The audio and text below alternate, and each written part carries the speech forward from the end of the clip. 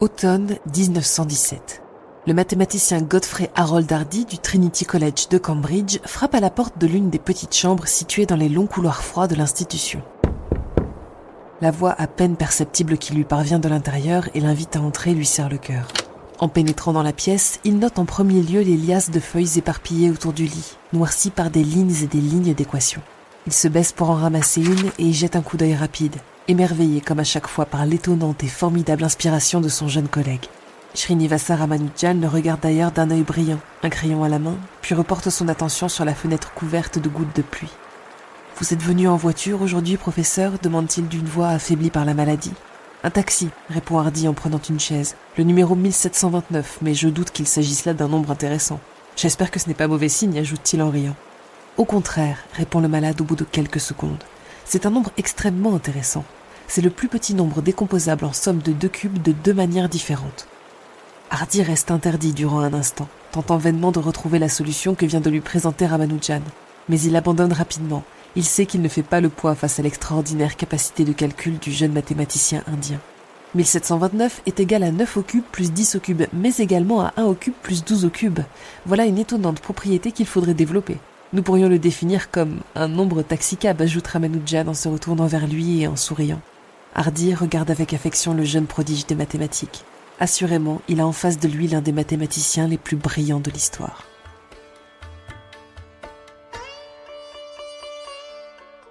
Srinivasa Ramanujan naît le 22 décembre 1887 à Erode, dans le sud de l'Inde. Son père étant employé dans un magasin d'étoffes dans la ville de Kumbakonam, à plusieurs centaines de kilomètres de là, c'est dans la maison de ses grands-parents qu'il passe sa première année de vie, avant que sa mère ne décide de déménager pour rejoindre son mari. Par la suite, le jeune Srinivasa verra naître plusieurs frères et sœurs, mais seuls 2 survivront aux maladies touchant alors fréquemment les jeunes enfants. Il contractera pour sa part la variole à l'âge de 2 ans, une maladie qui lui laissera des cicatrices indélébiles et une santé fragile. En 1892, alors qu'il vient d'avoir 5 ans, il intègre l'école élémentaire, mais les débuts de sa scolarité s'avèrent difficiles. De multiples déménagements et des changements d'école nuisent à son assiduité et il fait alors fréquemment l'école buissonnière. Durant un temps, c'est sa mère qui prend le relais de son éducation. Elle lui enseigne ainsi la tradition brahmane et le Purana, sorte d'encyclopédie qui regroupe à la fois des textes religieux et mythologiques, mais également des notions de médecine, d'astronomie ou encore de philosophie. Il est finalement réinscrit à l'école primaire où il devient très rapidement un élève brillant dans tous les domaines, mais c'est vers l'âge de 10 ans qu'il développe une subite passion pour une matière bien précise, une passion si puissante qu'elle gouvernera dès lors le reste de sa vie. C'est en effet à son entrée dans l'enseignement secondaire qu'il découvre les mathématiques abstraites. Srinivasa se rend vite compte que pour lui, les chiffres représentent quelque chose de bien différent que pour les autres élèves.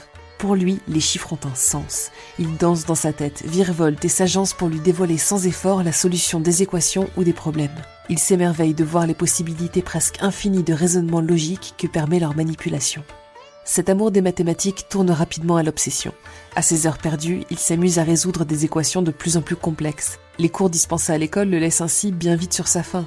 Via l'intermédiaire de 2 étudiants bien plus âgés que lui, il réussit à se procurer un premier livre de géométrie qu'il dévore sans tarder. À seulement 13 ans, il maîtrise l'ensemble des notions abordées dans le livre et commence à chercher les solutions mathématiques à certaines questions qu'il se pose. Sans le savoir, il redécouvre par lui-même plusieurs théorèmes déjà énoncés par de grands mathématiciens, mais dont il n'a pas encore la connaissance. Lorsqu'il entre au lycée, il emprunte un nouveau livre qui va définitivement le positionner sur les rails de la recherche en mathématiques fondamentales, mais d'une façon assez inhabituelle.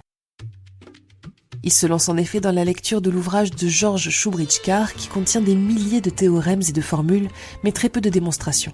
Cette présentation aseptisée et peu rigoureuse de résultats mathématiques impactera durablement le style de Srinivasa Ramanujan, un défaut qui lui sera souvent reproché par la suite. De plus, l'ouvrage rédigé en 1886 repose essentiellement sur des notions acquises au début du XIXe siècle. Les mathématiques qu'il présente sont donc certes justes, mais largement dépassées au moment où le jeune mathématicien en herbe s'y intéresse. Malgré ses défauts, le livre marque un tournant majeur dans la carrière du jeune homme. En 1904, il se lance ainsi dans des études plus approfondies sur les séries et les nombres de Bernoulli qui l'intriguent au plus haut point. Il travaille le soir ou dès qu'il a un peu de temps libre entre les cours, gribouillant des équations à rallonge dans des petits carnets écorchés. Il n'a alors que 17 ans. Ce comportement laisse perplexe ses camarades de classe qui n'osent cependant pas le déranger. Ils ont depuis longtemps compris que Srinivasa ne fonctionnait pas comme eux et évoluait dans un monde qui leur était totalement inaccessible. À la fin de l'année scolaire, le jeune homme obtient son diplôme avec une mention spéciale en mathématiques. Fort de ses excellents résultats et sur recommandation du directeur d'école, il obtient une bourse d'études pour entrer directement au Government College de Kumbakonam. Mais son temps est de plus en plus exclusivement dédié aux mathématiques, au détriment des autres matières. S'il excelle et de loin dans sa discipline favorite, il est en échec total dans toutes les autres disciplines durant l'année qui suit.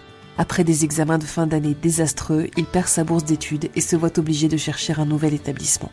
Quittant le domicile familial, il décide de tenter une école d'enseignement supérieur située à Madras, avec pour objectif d'entrer par la suite à l'université. En 1906, alors sans le sou, il commence une nouvelle année au Pachayappa's College de la capitale du Tamil Nadu. Dans l'intervalle cependant, il n'a pas chômé. Avant même d'intégrer la première année de l'école, il est accaparé par l'étude des séries hypergéométriques et se lance sur la piste des relations entre les intégrales et les séries. Il ne le sait pas encore, mais il est en train d'étudier ce que l'on appelle aujourd'hui les fonctions elliptiques. Pur autodidacte, il développe un système de pensée et de notation qui lui sont totalement propres, fonctionnant principalement par intuition et laissant libre cours à sa créativité. Ces travaux qu'il consigne minutieusement dans des carnets ne comportent en général aucune démonstration, ou tout au plus quelques esquisses qui sont, d'un point de vue académique, totalement non conventionnels. Il effectue ses raisonnements de tête ou sur une ardoise, ne notant que le résultat final, à l'image du livre de quart qui lui sert alors de référence à la matière. Conscient de son isolement social de plus en plus important, Srinivasa rêve d'entrer à l'université afin d'y rencontrer des mathématiciens à la hauteur de son talent, avec qui il pourrait échanger sur la valeur de ses travaux. Mais pour cela, il lui faut d'abord réussir ses examens. Plus motivé que jamais, il commence donc à suivre les cours du Pachayappa's College, mais tombe malade au bout de quelques mois. Trop faible pour continuer sa scolarité, il se présente tout de même à l'examen final, mais échoue dans toutes les matières, sauf en mathématiques, naturellement. À son grand désarroi, il n'est pas autorisé à entrer à l'université. Il retente sa chance l'année suivante, mais obtient le même résultat. Dépité, il décide d'abandonner l'idée de suivre un cursus académique et poursuit ses travaux en solitaire et sans avoir connaissance des nouvelles théories. Il continue ainsi de travailler sur les fractions et les séries divergentes. En 1908, il tombe à nouveau malade et doit subir une opération en avril 1909. Sa convalescence est longue. Inquiet de sa santé fragile et de sa situation de plus en plus précaire qui le plonge dans une grande pauvreté, ses parents décident de le marier. Le 14 juillet de la même année, il épouse Janaki Amal, dont il est de 11 ans l'aîné. Âgée de seulement 10 ans au moment de leur mariage, la jeune fille ne quittera le domicile de ses parents pour rejoindre Srinivasa que 3 ans plus tard. En 1910, Ramanujan, qui cherche désespérément un emploi afin de subvenir à ses besoins les plus simples, décide d'approcher le secrétaire de la Société indienne de mathématiques, Ramachandra Rao. Manifestement très pauvre, petit, à la stature corpulente, mal rasé, pas très propre, mais avec des yeux étonnamment brillants, Ramanujan fait forte impression sur Rao. Après être entré dans son bureau avec l'un de ses carnets sous le bras, il se met à expliquer plusieurs de ses découvertes au secrétaire qui n'arrive pas à savoir s'il a face à lui un génie ou un fou. Bien qu'il soit impressionné par les résultats que lui présente Ramanujan, Ramachandra reste sceptique sur leur authenticité. Mais un entretien plus approfondi lui permet finalement d'entrevoir qu'il se trouve en face d'un étonnant et exceptionnel génie en mathématiques. Grâce à sa personnalité calme et douce, Ramanujan s'attire rapidement la sympathie de Rao. Ce dernier décide de l'aider en lui versant un salaire suffisant pour poursuivre ses recherches. Avec le soutien et l'aide de plusieurs membres de la Société indienne de mathématiques, Ramanujan publie son premier article dans un journal scientifique, bien qu'il n'ait aucune formation académique ni aucun poste à l'université. Puis 1 an plus tard, il propose une brillante étude sur les nombres de Bernoulli. S'il reconnaît la valeur et l'originalité des résultats attendus, l'éditeur du journal déplore néanmoins le style laconique et la présentation imprécise de l'article, qui rendent son contenu inaccessible à un mathématicien ordinaire. Mais en dépit de ces particularités, les résultats de Ramanujan commencent à soulever l'intérêt des universitaires de Madras, qui reconnaissent volontiers le talent exceptionnel du jeune homme. Reste la question de son absence de diplôme, qui l'empêche d'obtenir un poste à l'université malgré le soutien de ses amis mathématiciens. Faute de mieux, il obtient, sur la recommandation de plusieurs professeurs d'université, un poste permanent comme comptable auprès de la trésorerie générale de Madras. Cet emploi providentiel permet à Ramanujan de retrouver une vie digne et lui laisse suffisamment de temps pour continuer ses recherches en solitaire.